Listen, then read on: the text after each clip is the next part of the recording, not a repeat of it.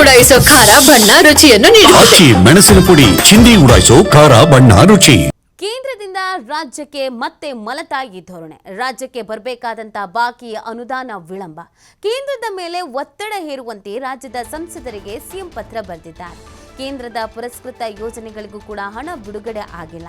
ರಾಜ್ಯಕ್ಕೆ ಬರಬೇಕಾದಂತ ವಿಶೇಷ ಅನುದಾನ ಜಿಎಸ್ಟಿ ಬಾಕಿಯೂ ಕೂಡ ಬಂದಿಲ್ಲ. ರಾಜ್ಯದ ಪರವಾಗಿ ನೀವೆಲ್ಲರೂ ಕೇಂದ್ರದ ಮೇಲೆ ಒತ್ತಡವನ್ನ ತನ್ನಿ. ರಾಜ್ಯದ ಎಲ್ಲ ಸಂಸದರಿಗೆ ಸಿಎಂ ಸಿದ್ದರಾಮಯ್ಯನವರು ಈ ಪತ್ರ ಬರೆದಿದ್ದಾರೆ. ಈ ಸರ್ಕಾರ ಅಧಿಕಾರಕ್ಕೆ ಬಂದ ಮೇಲೆ ಅಂದರೆ ನಮ್ಮಲ್ಲಿ ರಾಜ್ಯದಲ್ಲಿ ಕಾಂಗ್ರೆಸ್ ಸರ್ಕಾರ ಅಧಿಕಾರಕ್ಕೆ ಬಂದ ಮೇಲೆ ಮೊದಲ ಹೋರಾಟ ಅಂತ ಮಾಡಿದ್ದೆ ಇದನ್ನ. ಮಲತಾಯಿ ಧೋರಣೆ ಆಗ್ತಾಗಿದೆ. ಕೇಂದ್ರ ಸರ್ಕಾರದಿಂದ ರಾಜ್ಯ ಸರ್ಕಾರಕ್ಕೆ ಯಾವುದೇ ರೀತಿಯಾದಂಥ ಅನುದಾನ ಅನ್ನೋದು ಬರ್ತಾ ಇಲ್ಲ. ಎಲ್ಲದರಲ್ಲೂ ತಾರತಮ್ಯ ಮಾಡಲಾಗ್ತಾ ಇದೆ.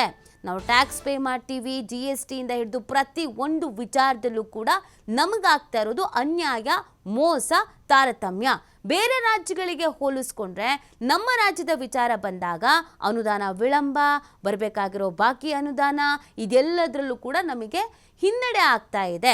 ಸೊ ಈ ಕಾರಣಕ್ಕಾಗಿ ನಾವು ಕೇಂದ್ರದ ವಿರುದ್ಧ ಧ್ವನಿ ಎತ್ತಲೇಬೇಕಾಗತ್ತೆ, ಮಾತಾಡಲೇಬೇಕಾಗತ್ತೆ, ಹೋರಾಟವನ್ನು ಮಾಡಲೇಬೇಕಾಗತ್ತೆ ಅನ್ನೋದನ್ನು ಈ ಹಿಂದೆಯಿಂದಲೂ ಕೂಡ CM ಹೇಳ್ಕೊಂಡು ಬಂದಿದ್ರು. DK ಸುರೇಶ್ ಅವರು ಕೂಡ ಅದೇ ವಿಚಾರದಲ್ಲಿ ಮಾತನಾಡಿದ್ರು. ಎಲ್ಲವೂ ಕೂಡ ದೊಡ್ಡ ರೀತಿಯಾಗಿ ಚರ್ಚೆ ಆಗಿತ್ತು.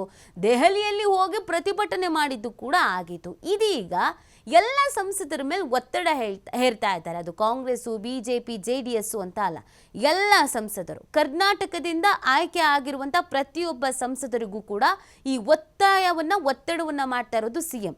15ನೇ ಹಣಕಾಸು ಆಯೋಗದ ಶಿಫಾರಸು 5,495 ಕೋಟಿ ಬರಬೇಕಾಗತ್ತೆ. ಜಲಜೀವನ್ ಮಿಷನ್ನ ಅಡಿಯೂ ಕೂಡ ಬಾಕಿ ಇರಬೇಕಾದಂಥ ಹಣ 10 ಕೋಟಿ ಇದೆ.